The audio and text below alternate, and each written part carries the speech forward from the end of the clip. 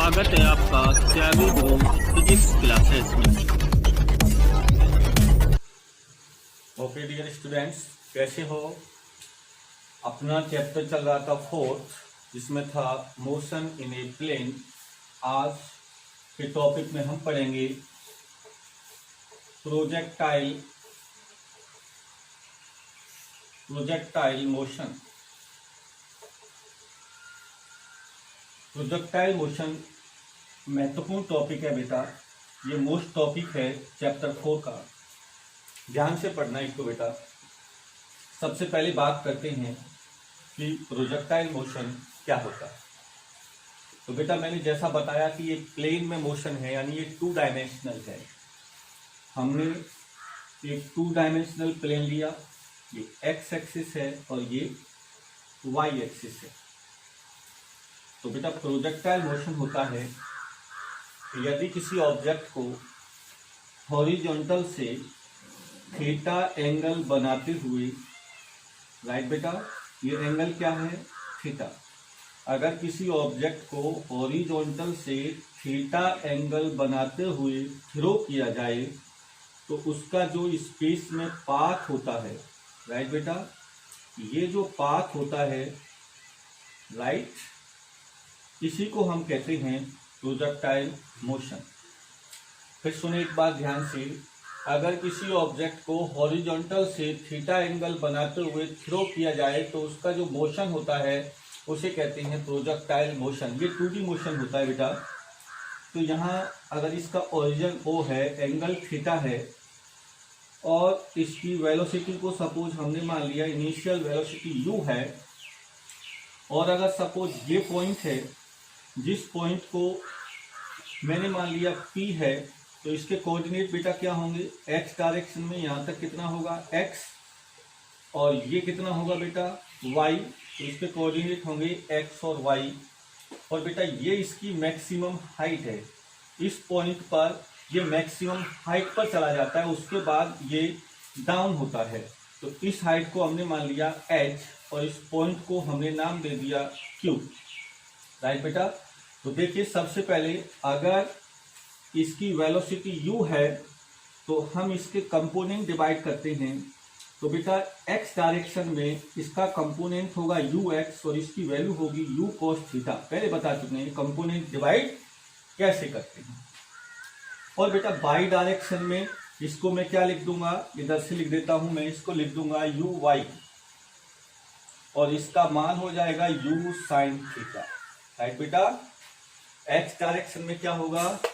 ux बराबर u cos theta. y direction में क्या होगा? uy equal to u sin theta. तो देखिए सबसे पहले मैं y एक्सिस के बारे में बता दूं आपको कि इसकी वेलोसिटी तो होगी uy equal to u sin theta, right बेटा।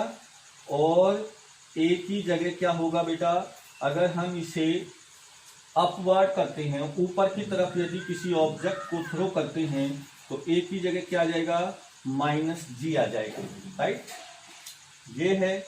और इसके लिए, और यहाँ पर बात करें, देखो यहाँ पर मैक्सिमम हाइट पर, तो मैक्सिमम हाइट पर मैं बात करूँ तो u की जगह मैं लेता हूँ vy। ये क्या होगा बेटा? 0 होगा। मैक्सिमम हाइट पर जब कोई ऑब्जेक्ट पहुंच जाएगा तो उसकी फाइनल वेलोसिटी 0 होगी, यानी वो कुछ इंस्टेंटेनियस टाइम के लिए क्या हो जाएगा? स्टॉप हो जाएगा और वापस रिटर्न करने लग जाएगा। तो ये तो थी किसकी बात बेटा? y एक्सिस की। अब हम बात कर लेते हैं x एक्सिस की।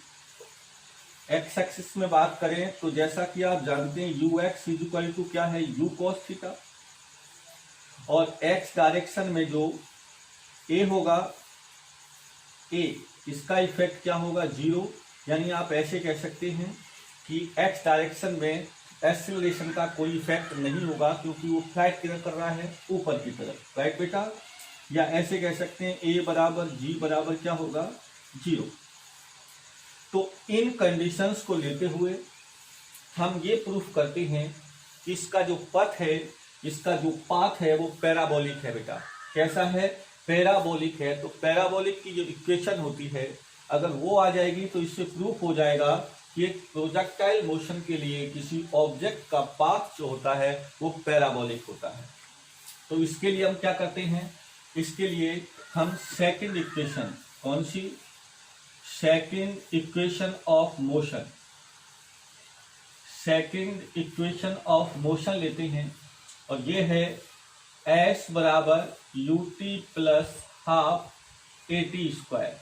राइट बेटा, s बराबर u t plus half a t square. अब हम इसको अप्लाई करते हैं y डायरेक्शन में। किसमें बेटा, y डायरेक्शन में। तो बेटा यहां से देखो s यानी डिस्टेंस y डायरेक्शन में एट ए टाइम t, तो y कोऑर्डिनेट अपना क्या है, y है, y डायरेक्शन में। तो यहां जाएगा y इक्वल टू u की जगह आ जाएगा u y t और यहां जाएगा प्लस 1/2, a की जगह बेटा क्या आएगा माइनस जी, तो ये हो जाएगा minus G T square. Right बेटा, तो ये हो गया अपना इक्वेशन नंबर फर्स्ट। अब हम बात कर लेते हैं x डायरेक्शन में। वही इक्वेशन x डायरेक्शन में, तो s की जगह बेटा क्या आ जाएगा x, u की जगह क्या आ जाएगा ux और ये हो जाएगा t और यहाँ पर g की वैल्यू क्या है बेटा 0 है, इसलिए ये स्टेप नहीं आएगा। तो यहां से क्या आ जाएगा बेटा, यहां से देखिए t बराबर आ जाएगा x अपॉन ux, या ऐसे कह सकते हैं x अपॉन ux की वैल्यू क्या है बेटा u cos थीटा। राइट, ये t की वैल्यू इक्वेशन फर्स्ट में पुट कर दीजिए, तो y बराबर u y की वैल्यू बेटा क्या है u sin theta, u sin theta. t की वैल्यू क्या है x upon u cos theta minus 1/2 G T square. तो टी स्क्वायर का मतलब हो जाएगा बेटा x square upon you square cos square theta. Right बेटा, u से u कैंसिल हुआ तो ये हो गया y बराबर x tan theta, x tan theta minus ये क्या हो जाएगा बेटा 1/2 जी upon you square cos square theta, इसको अलग लिख लो इंटू एक्स स्क्वायर। तो बेटा ये जो इक्वेशन आपको दिख रही है ये एक पैराबोला की इक्वेशन है, इसीलिए प्रोजेक्टाइल मोशन में जो ऑब्जेक्ट का पथ होता है वो कैसा होता है बेटा पैराबोलिक होता है। कैसा होता है, पैराबोलिक होता है। अब हम बात कर लेते हैं इसके कुछ स्पेशल पॉइंट्स की जो कि बड़े महत्वपूर्ण हैं, और उस स्पेशल पॉइंट में हमारे पास आ जाता है सबसे पहले टाइम ऑफ फ्लाइट। सबसे पहला पॉइंट होगा बेटा टाइम ऑफ फ्लाइट। तो बेटा टाइम ऑफ फ्लाइट क्या होता है ये समझो। किसी ऑब्जेक्ट को हमने प्रोजेक्ट किया कहां से, पॉइंट ओ से, और वापस कहां आया, सपोज यहां, इसको मैं दे दिया नाम एस, या इसको कुछ भी नाम दे दो, इसको मैं दे देता हूं एम। तो पॉइंट ओ से एम तक वापस आने में जो इसने टाइम कवर किया है उसे हम क्या कहेंगे, टाइम ऑफ फ्लाइट कहेंगे। या अपन ऐसे कह सकते हैं कि कोई ऑब्जेक्ट कितने टाइम तक एयर में रहता है यानी स्पेस में रहता है, उस टोटल टाइम को हम क्या कहेंगे बेटा, हम कहेंगे टाइम ऑफ फ्लाइट। अगर सपोज इससे मैक्सिमम हाइट तक पहुंचने में टाइम लगता है टी, कितना लगता है बेटा, टाइम टी लगता है। किसी ऑब्जेक्ट को मैक्सिमम हाइट तक पहुंचने में टाइम लगता है टी, तो उतना ही टाइम किसी ऑब्जेक्ट को मैक्सिमम हाइट से ग्राउंड तक आने में लगेगा। इसलिए टाइम ऑफ फ्लाइट को मैं लिख सकता हूं कैपिटल टी बराबर 2t यानी 2 स्मॉल टी। अब हमारे पास t बराबर क्या है 2t। अब यहां से हम t की वैल्यू निकालते हैं, तो अपन लेते हैं फर्स्ट इक्वेशन ऑफ मोशन। तो फर्स्ट इक्वेशन ऑफ मोशन क्या है बेटा, v बराबर u प्लस के टी। राइट। तो बेटा वाई डायरेक्शन में क्या हो जाएगा, वी वाई, ये हो जाएगा यू वाई, ये हो जाएगा ए वाई। और मैंने अभी बताया वी वाई यानी फाइनल वेलोसिटी मैक्सिमम हाइट पर क्या होगी, 0।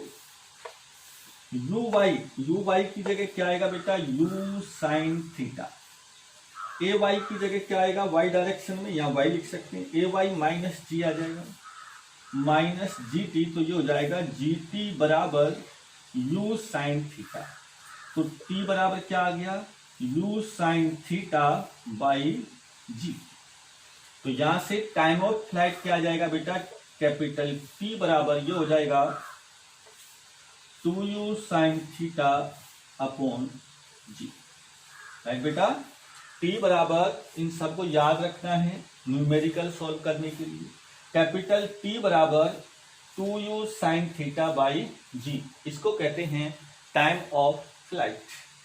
अब हम बात कर लेते हैं टाइम ऑफ फ्लाइट का फॉर्मूला क्या आ गया बेटा, टी बराबर 2u साइन थीटा बाई जी।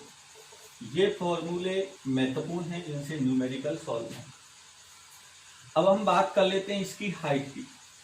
अगर हम इसमें ये देखें कि मैक्सिमम टाइम या मिनिमम टाइम, तो देखिए बेटा अगर थीटा की वैल्यू 90 डिग्री है, अगर बेटा theta is equal to 90 degree है, तो साइन थीटा या साइन 90 की वैल्यू कितनी होगी, 1। तो यहां आ जाएगा T maximum, maximum time of flight होगा 2u upon ji. 2u by जी ये होता है इसका maximum time of flight. Right बेटा, अब हम बात कर लेते हैं यहां पर हाइट की। हम बात करते हैं हाइट की। अब हाइट की बात करते हैं अपन, तो इसके लिए हम ले लेते हैं, अपने पास है थर्ड इक्वेशन ऑफ मोशन। तो थर्ड इक्वेशन ऑफ मोशन है अपने पास v square is equal to u square minus 2as। Right बेटा, तो यहां पर क्या आ जाएगा बेटा, यहां हो जाएगा वी वाई का square is equal to u y का स्क्वायर माइनस 2ay(s). राइट, अभी जैसा मैंने बताया मैक्सिमम हाइट के लिए वी वाई का मान क्या हो जाएगा, 0। यू वाई का मान बेटा यू साइन थीटा, तो यू साइन थीटा का होल स्क्वायर माइनस 2 माइनस, देखो v square is equal to u square minus 2as। तो यहां से क्या आएगा बेटा, माइनस 2a, ए की जगह क्या आ जाएगा g, और s की जगह क्या आ जाएगा बेटा h। बोलो क्या आ जाएगा h। अब यहां से हम इसको क्या लिख सकते हैं, 2gh is equal to u square और साइन स्क्वायर थीटा। तो ये हो जाएगा h is equal to u square sine square theta upon 2g। ये नेगेटिव साइन हम यहां पर पहले ही ले चुके हैं, इसलिए यहां पर हम क्या लिखेंगे कि a y is equal to plus g. देखो बेटा, जब कोई ऑब्जेक्ट ऊपर जाता है तो ग्रेविटेशनल एक्सेलरेशन नीचे लगता है, इसलिए उसे माइनस लिखते हैं, लेकिन जब कोई ऊपर से नीचे आता है तो उसके लिए जी का मान प्लस आता है। हमने यहां से निकाला ये h बराबर you square sine square theta upon 2g। इसी इक्वेशन को हम सेकंड इक्वेशन से भी निकाल सकते हैं। सेकंड इक्वेशन कौन सी, s बराबर, देखो बेटा s बराबर u t plus half eighty square. तो देखो यहां से s का मतलब क्या हो जाएगा h, u की जगह क्या आएगा बेटा यू वाई, और यू वाई अपना कितना है यू साइन थीटा,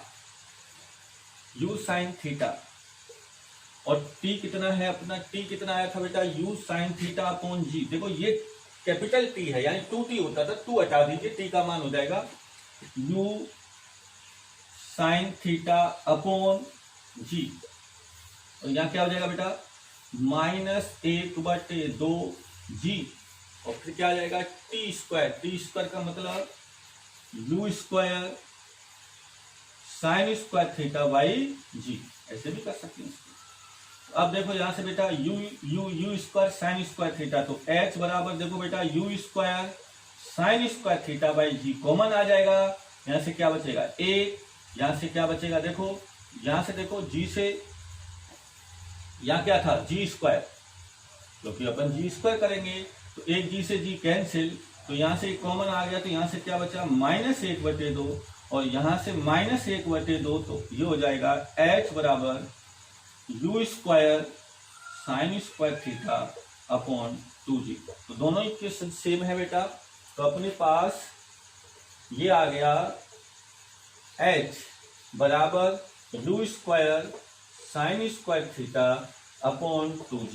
ये दो फॉर्मूले याद रखने, पहला है कैपिटल T यानी टाइम ऑफ फ्लाइट, इसकी वैल्यू क्या है 2u साइन थीटा अपॉन जी, 2u साइन थीटा अपॉन जी, और h क्या है हाइट, मैक्सिमम हाइट, या जिसको कह सकते हैं कि वो ऑब्जेक्ट जो हाइट तक पहुंच रहा है उसकी हाइट होगी u square sine square theta upon 2g। अब इसमें देखिए यहां से अगर थीटा की वैल्यू क्या होती है 90 डिग्री, तो ऐसी स्थिति में साइन 90 का 1 और इसका स्क्वायर करेंगे तो 1, तो h मैक्सिमम आ जाएगा यू स्क्वायर अपॉन 2g। क्या हो जाएगा यू स्क्वायर अपॉन 2g, यानी अगर आप किसी ऑब्जेक्ट को हॉरिजॉन्टल से 90 डिग्री यानी 90 डिग्री के एंगल पर थ्रो कर रहे हैं, यानी आप जस्ट परपेंडिकुलर उसको थ्रो कर रहे हैं, तो उस समय उसकी मैक्सिमम हाइट होगी u square upon 2g। Right बेटा। अब बात आती है हाइट की जगह आ जाती है रेंज। अब हम बात करते हैं रेंज मतलब कोई ऑब्जेक्ट जिसे स्पेस में हमने थ्रो किया है, तो वो हॉरिजॉन्टल यानी ग्राउंड पर कितना डिस्टेंस कवर करता है, यानी ये कहलाती है इसकी रेंज। पॉइंट O से पॉइंट M तक जो टोटल डिस्टेंस होगी उसको हम रेंज कहेंगे। यानी किसी ऑब्जेक्ट को थ्रो करने के बाद जब वो वापस ग्राउंड पर आता है तो उसके इनिशियल और फाइनल पॉइंट के बीच की जो डिस्टेंस होती है उसे हम रेंज कहते हैं। तो बेटा रेंज क्या है, रेंज है डिस्टेंस। तो डिस्टेंस क्या होगी बेटा, हम जानते हैं डिस्टेंस इज इक्वल टू होता है टाइम इंटू वेलोसिटी। तो यहां से यहां तक टाइम कितना है, टाइम ऑफ फ्लाइट है कैपिटल T, एंड वेलोसिटी तो x डायरेक्शन में वेलोसिटी क्या है ux, तो ये है ux। तो distance is equal to t into ux, तो डिस्टेंस यानी रेंज, और t का मतलब 2u sine theta by g, और ux का मतलब क्या है u cos थीटा। राइट बेटा, u cos थीटा। तो यहां से क्या आ जाएगा r बराबर ये हो जाएगा u, इसको लिख सकता हूं u स्क्वायर, इसको लिख सकता हूं 2 sine theta cos theta by g। और बेटा जैसा आप 10th में पढ़ते आए हो, ये फॉर्मूला किसका होता है 2 sine theta cos theta sine 2 theta का सूत्र होता है। Sine 2 theta is equal to 2 sine theta cos theta, तो ये हो जाएगा r is equal to u square sine 2 theta upon g. मैं यहां लिख देता हूं परास r is equal to u square sine 2 theta by g. आपको ये तीनों फॉर्मूले अच्छे से आने चाहिए।